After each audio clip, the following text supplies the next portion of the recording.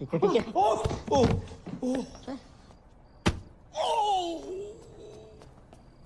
Show खत्म होने के बाद क्या मैं रोस्ट करूं? गाली गलौज मुझसे नहीं होगा। अरे भक्त साले। भैया मैं शायरी लिखता हूँ, कहानियां लिखता हूँ, कविताएं लिखता हूँ मोहब्बत पर। ये गाली गलौज इसमें फील नहीं आता। फील तो फील कैसे आया था? तो मोहब्बत पे थी ना। हर कलाकार का कोई ना कोई बाइक रहा होता है।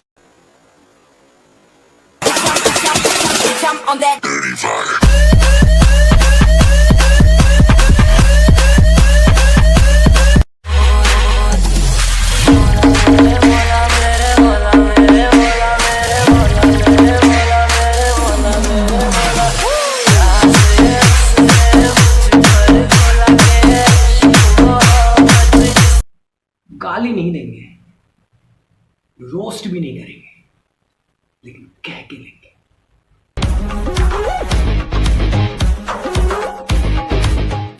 वीडियो हट चुकी है। मेरा दिमाग भी खराब हो रहा था कि आखिर हटी तो हटी क्यों। अब तो सच बोल दे।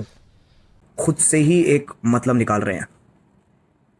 मैंने आर्टिकल्स भी देखे हैं, वीडियोस भी देखी हैं, जहां पे मेरे एक एक वर्ड को आउट ऑफ कॉन्टेक्स्ट शो करके गलत रिप्रेजेंट किया जा रहा है। की आंखों जो चश्मा है, आज मैं इस प्रोग्राम में उसे उतारूंगा और आप देख रहे हैं मेरे साथ। पूछता है भारत, आज पूछता है भारत। मैं तो लग रही है तो वर्ल्ड वॉर 3 पानी के ऊपर होगा, पर इन्होंने तो टॉपिक ही बदल दिया। अब हो रहा है यूट्यूबर्स वर्सेस टिकटॉकर्स के बीच में। मतलब गरीब मजदूर घर पहुंचे या नहीं, लॉकडाउन खुलेगा या नहीं, ये तो बात की बात है। पहले इस लड़ाई का फैसला कर लेते हैं। तो दोस्तों, ये मेरा वीडियो बनाने का सिर्फ एक मकसद है, नहीं 2 मकसद है। पहला, पीक यूट्यूब कंटेंट एवरीबॉडी।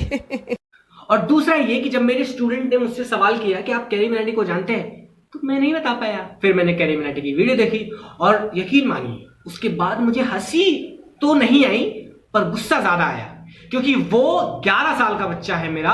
और तो और आप उसके दिमाग में क्या भर रहे हैं? ह्यूमर के नाम पर, ह्यूमर का सहारा लेकर सरकाज़म, गाली गलौज, बुलिंग आदि आदि। क्या, क्यों, व्हाई? हमारा देश अजीब है। जानते हैं, देखते हैं जनता का उत्साह। बिल्कुल सर, बहुत खुशी की लहर है भाइयों में, सब में। क्या विचार है, कसम। मस्त पेला उन टिकटॉकर्स को। हाँ मस्त। और हमारे शक्तिमान का प्यार। मैं कैरी मिनाटी का सपोर्ट करता हूं, जिन्होंने टिकटॉक के खिलाफ आवाज उठाई है। उनकी videos Hindi to English translate करके गलत रिप्रेजेंट कर रहे हैं। देखो गाइज, अगर तुम हिंदी में लिखे ह्यूमर को इंग्लिश में ट्रांसलेट करोगे, आपको कुछ आता पता नहीं है, आपके पास बेकार की बात करता है, झूठ बोलता है दोनों केसेस में, तो गाइज प्लीज प्लीज। क्या प्लीज? गलती तो की है, मानना तो पड़ेगा ही। मुझे खुद नहीं पता है कि ऑफिशियली किस डायलॉग की वजह से वीडियो टेक डाउन हुआ है। अगर थोड़ा सा भी भगवान ने दी हो तो जरा उपयोग करो। अपनी तरफ से अजम्पशंस मत लगाओ और प्लीज पूरा कॉन्टेक्स्ट समझो। तुम्हारी इस एक गलती से कितना तमाशा होगा, इसका अंदाजा नहीं तुम्हें। तमाशा, तमाशा नहीं, बवाल होगा बवाल। देखिए क्या क्या चल रहा है। यूट्यूब पर किसी भी टिकटॉक रोस्ट वीडियो के कमेंट सेक्शन में जाओगे तो आपको ऐसे कमेंट्स मिलेंगे जो टिकटॉकर्स को छक्का बुला रहे हैं as an insult, which is hilarious, right? कैसे हैं आप लोग? ये मत बोलिए प्लीज, प्लीज मत बोलिए, बहुत दर्द होता है। नहीं बोलेगा आपसे, वो कुछ और बोलेगा। मैं वापस उस शानदार ऐप के बारे में बात करने जा रहा हूं जहां आप किसी को गाली से रोस्ट करके तुम स्टार बन सकते हो। TikTok TikTok TikTok. Minati Minati carry भैया।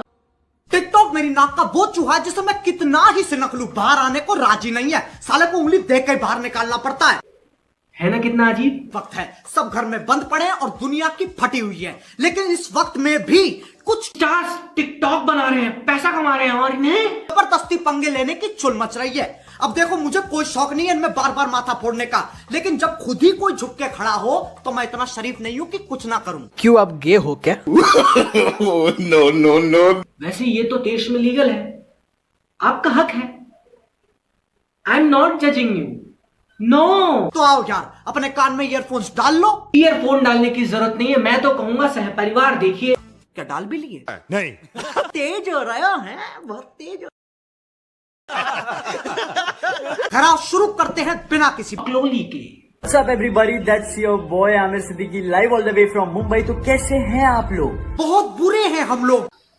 मैं समझ सकता हूँ। आप हमारे ही वीडियोस लेके हमारे ही वीडियोस से व्यूज ला रहे हो, पैसे कमा रहे हो और हमारे ही कंटेंट को क्रिंज बोल रहे हो। तो आपका कंटेंट तो क्रिंज इंटू 100 हो गया, क्रिंज इंटू 100 हो गया। ये है आमिर सिद्दीकी जी, मॉस्को से पढ़ के आए हैं। अच्छा हुआ इंडिया के एजुकेशन सिस्टम का नाम बदनाम होने से बच गया। अबे कोई ग्रेजुएट होके भी चौथी फेल कैसे हो सकता है? ये क्या लॉजिक है? 100 मोदी जी ऑपोजिशन के बारे में कह रहे तो Modi ji opposition into 100। Police अगर चोर को पकड़ रही है तो पुलिस चोर इंटू 100। अबे लॉकडाउन में बावड़ा हो गया है क्या? हमारे कम्युनिटी वाले लोग को कंटेंट कॉपीराइट के एक मिनट क्या कहा? कम्युनिटी मतलब टिकटॉक ना भाई, ये तो प्लेटफॉर्म है, माध्यम। हाँ, और हम आर्टिस्ट हैं भाई, कम से कम यहाँ तो मत बांट। में नहीं पता रहेगा, लेकिन मेरे को अच्छे से पता है और आप लोगों को भी अच्छे से पता है। हम चाहे तो बहुत कुछ कर सकते हैं आपके चैनल के साथ और बहुत कुछ बिगड़ सकता है, लेकिन यार एक दूसरे को हमने तो बस इतना ही सिखाया कि एक दूसरे को सपोर्ट करके चलो, प्यार करते चलो। मेरे को किसी से नफरत नहीं, हेट नहीं। ये आर्टिस्ट को बांट कर सपोर्ट और अपोज करने वाली बात मत कर भाई मेरे, ठीक है? मैदान में आ, चुनाव लड़ने के लिए नहीं, कंटेंट लेकर। कोई प्रॉब्लम नहीं है, बस टिकटॉक हो, इंस्टाग्राम हो, फेसबुक हो, ट्विटर हो, यूट्यूब हो, ये सारे के सारे एक माध्यम है जहां हम आर्टिस्ट लोग अपनी कला को प्रसारित करते हैं। इसे मत बांट भाई। 70 साल पहले एक बंटवारा हुआ था, आज तक सॉल्व नहीं कर पाए, तू एक और बना रहा है। कैरी भैया, कैरी ऑन, मेरी कोई गलती नहीं है, कैरी ऑन। वो है कॉपरॉय के लिए एक सलमान खान जरूर होता है, लेकिन यार हमें तो बस इतना सिखाया सबको सपोर्ट करके चलो, किसी से नफरत नहीं, किसी को हेट नहीं। यार आप लोग की कम्युनिटी मैंने देखा है। फिर से कम्युनिटी? अरे दादा उठा ले, मुझे उठा ले, मुझे ही उठा। इसको कुछ नहीं पता। सच में इसने गाली खाने वाले काम किए हैं। टॉक बनाने वालों, आपकी कोई गलती नहीं, ये बंदा ही खराब है। कैरी भैया, कैरी ऑन। कि आपस में बिल्कुल नहीं बनती है, बहुत झगड़े करते हो यार तुम लोग। सही बात है यार, हम कुत्तों की तरह लड़ते हैं। साला मेरे पे वीडियो काय को बनाया रे, समझता क्या रे अपने आप को? एक नहीं 10 वीडियो बनाएगा, पता क्या करेगा? डिस्ट्रैक्ट भी बनाएगा, पता क्या करेगा? ए चल कैमरा ऑफ हो गया। रमेश, हमें इन कुत्तों की तरह लड़ने की जरूरत नहीं है। After all we are pussies. तो सही कह रही है bad. Let's make a do it instead. अगर आपके 3 कंटेंट है तो सारे यूट्यूबर्स कम्युनिटी सब वही कंटेंट कॉपी करने लग जाते हैं, वही बातें होती है। भाई बहन के वीडियोस तो सब भाई बहन के वीडियोस बनाएंगे, गोल्ड डिगर की वीडियो तो सारे गोल्ड डिगर्स के वीडियो बनाएंगे। मतलब भेड़ बकरियों वाले चाल करते। सच्ची एक सॉन्ग पे तुम एक वीडियो बनाते हो? सच से बताओ है?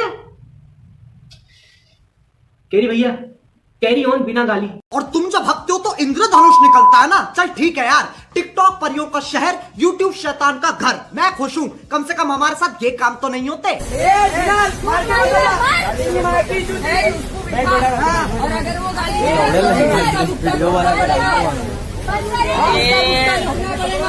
पहले अपने लौंडे संभाल लो, फिर आना तुम यहाँ पे। हम जो टिकटॉकर्स की कम्युनिटी है ना, अगर कोई एक ट्रेंड आता है ना, हम लोग अगर कॉपी भी करते हैं ना, तो हम लोग कभी किसी को उल्टा सीधा नहीं बोलते, हम लोग आईडी दे देते और सपोर्ट करते एक दूसरे। आप बंद होते हैं, आप शुरू हो जाते हैं, आप शुरू होते हैं, ये शुरू हो जाते हैं। आप रुक जाइए ना, आप रुक जाइए ना प्लीज। बस इसके आगे की बकवास मैं नहीं सुनाने वाला आपको, और ना ही दिखाऊंगा। मैं दिखाऊंगा कुछ अलग इंटरेस्टिंग। आइए देखते हैं कुछ क्या कि ये जो पूरा ट्विस्ट है शुरू कहां से हुआ। मिलते हैं एक विधायक जी से। पंचर जोड़ने वाले और मिस्त्री ऑडियंस की बात ही कुछ और है। टिकटॉक पे जो अनपढ़ ऑडियंस है ना भाई, अलग ही स्वाद है उनका। पंचर जोड़ने वाली ऑडियंस ना सिर्फ मुजरा देखती है, वो इंटरेक्टिव नहीं होती उसको। ये सारे मजदूर, मोची, मिस्त्री, रेड़े वाले सब टिकटॉक पे। ये शक्ल से विधायक तो लग रहे हैं, पर इन्हें मैं जज नहीं करूंगा।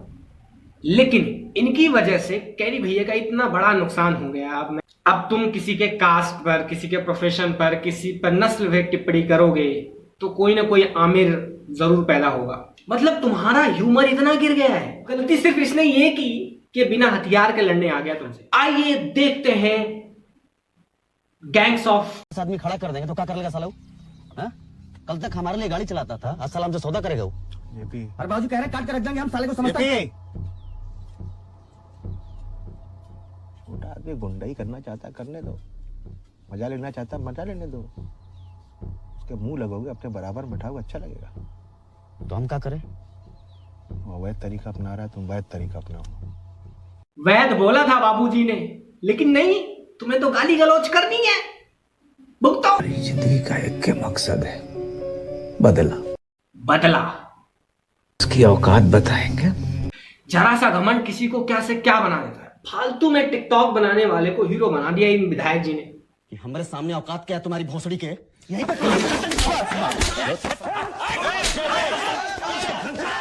एसपी साहब, एक विधायक को सरेआम थाने में थप्पड़ मारने के लिए कितना दिन जेल में रहना पड़ता है?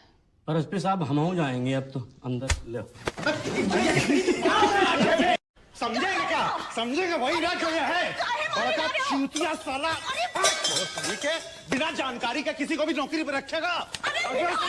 सोचा देंगे हम। अरे हमको नहीं पता था बाबूजी कुछ।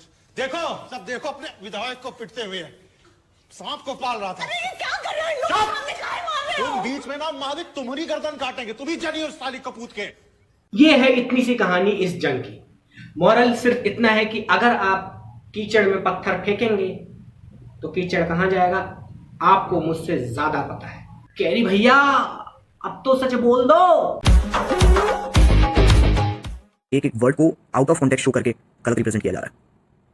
देखो गाइस, जब भी हम कोई वीडियो देखते हैं या फिर कुछ सुनते हैं तो उसे हमें पूरे कॉन्टेक्स्ट के साथ समझना चाहिए। देखो ये तो एक फैक्ट है कि अगर तुम कोई सेंटेंस, स्टेटमेंट या डायलॉग को आधा पढ़ोगे या फिर उसका सिर्फ एक सिंगल वर्ड पढ़ोगे तो उसके तो 100 मतलब निकल सकते हैं। ये सवाल भी मेरे साथ आप पूछते हैं, मैं पूछता हूं और पूछता है सारा भारत। पूछता है भारत, पूछता है भारत, और पूछता है भारत ये भी कि क्यों पूछता है भारत। तमाशा बना के रखा है इन लोगों ने। दोस्तों, ये वीडियो बनाने का मेरा मकसद किसी को नीचा दिखाना, किसी को ऊंचा दिखाना, किसी को सपोर्ट करना, किसी को अपोज करने का बिल्कुल नहीं है। मेरा मकसद सिर्फ इतना है कि आप एक कलाकार हैं, आप अपनी कला का जो भी प्रचार प्रसार करते हैं उसका एक माध्यम होता है, चाहे वो टिकटॉक हो, चाहे वो यूट्यूब हो, चाहे वो इंस्टाग्राम हो, चाहे फेसबुक हो, कोई भी हो, वो सारा का सारा प्लेटफॉर्म है। और ना ही वो कोई कम्युनिटी नहीं है जहां आपने हर चीज को बांट दिया है। आप अपने कला का कहीं भी किसी प्रकार से, हम थिएटर करते हैं, हम अपनी कला का स्टेज पे परफॉर्मेंस करते हैं। कल को मैं फिल्म बनाऊंगा तो मैं उसको चाहे वो टीवी पे दिखाऊं या फिर कहीं भी ले जाऊं, वो मेरा अपना तरीका है उस कला को दिखाने का। तो यहां पे लड़ने का सवाल नहीं है। रही बात रोस्ट करने की, आप रोस्ट करिए, मजा करिए, आप सरकाज़म करिए, आप किसी को किसी पे कटाक्ष मारिए, बुरा नहीं है।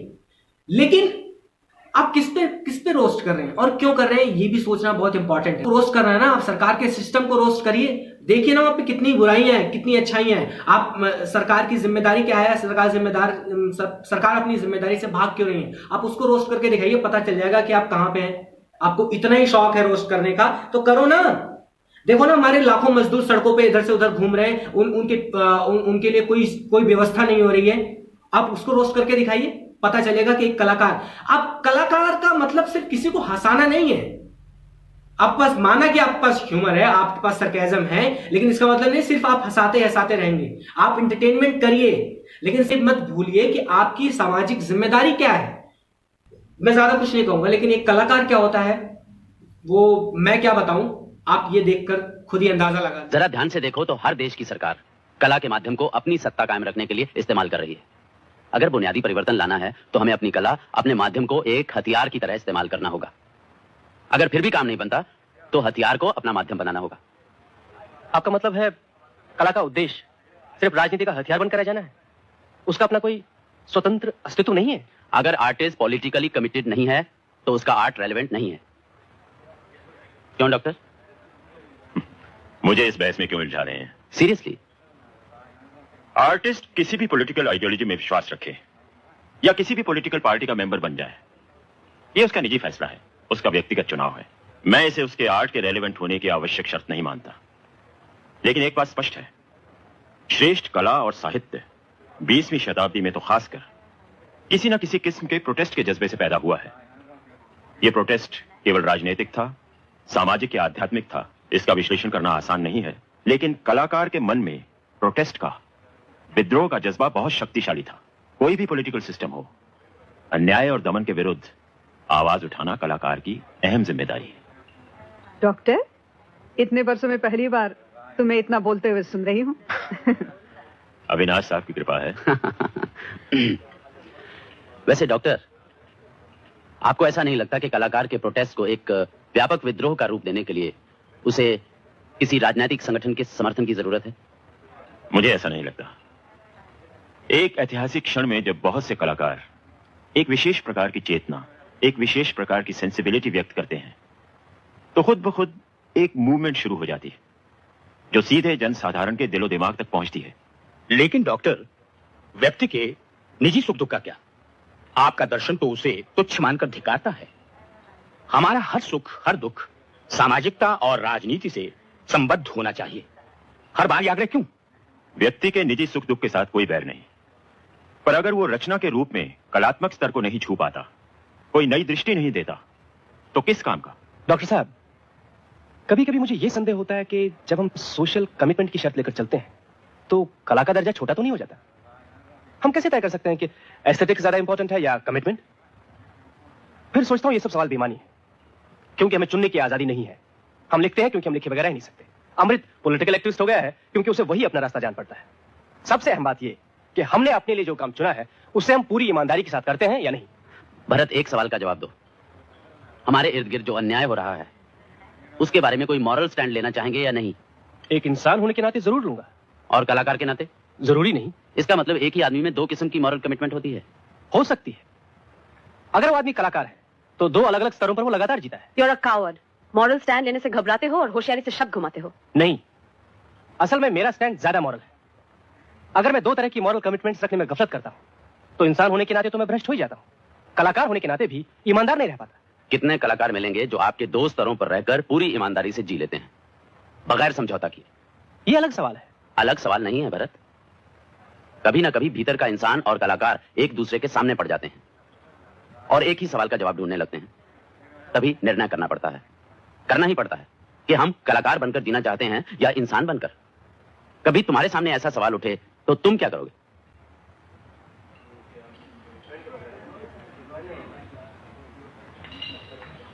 आई होप ये वीडियो आपको अच्छी लगी होगी।